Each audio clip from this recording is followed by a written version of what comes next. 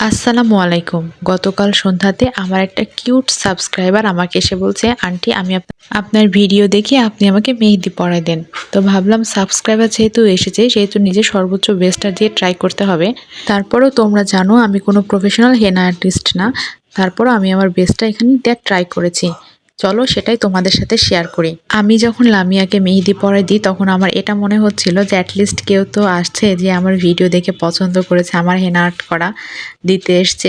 তাই আমি একটু ইউনিক কিছু করারই এখানে ট্রাই করছিলাম। Kind of full hand design যেটাকে বলে। কিন্তু সুন্দর একটা আর্ট করতে হলে মেহেদির উপর অনেকটা ডিপেন্ডেন্ট আমরা।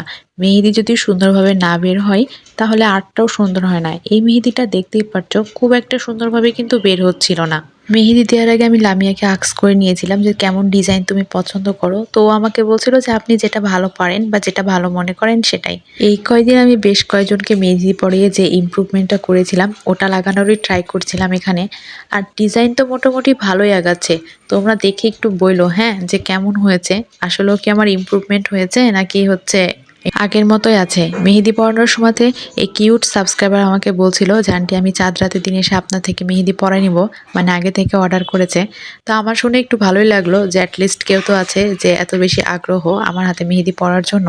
এর জন্য এটা ভেবেও একটু ভালো লাগছিল। চাইলে এই ডিজাইনটা থেকে কিন্তু অনেক বড় ডিজাইন আরও সুন্দরভাবে করা যাইতো। কিন্তু সত্যি বলতে কি জানো, আমি না বাইরে থেকে ইফতার করে এসে এত বেশি টায়ার্ড হয়ে গেছিলাম, আমি কোনো রকম ওর হাতটা ফুলফিল করে দিয়েছি। ভিডিওটা এডিট করতে বসে এখন মনে হইতেছে যে এখানে আর একটু আর্ট করলে হয়তো, ওখানে একটু আর্ট করলে হয়তো। সত্যি ডিজাইনটা আরও বেশি সুন্দর করা যাইতো যদি সময় থাকতো বা আমি যদি টায়ার্ড না থাকতাম।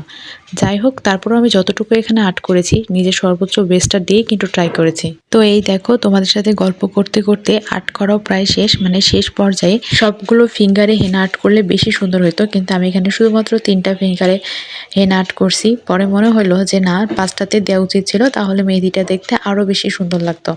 তো যাই হোক, এটা হচ্ছে ফাইনাল লুকিং। কেমন হয়েছে তোমরা জানাও। আসসালামু আলাইকুম, ভালো থাকো সবাই।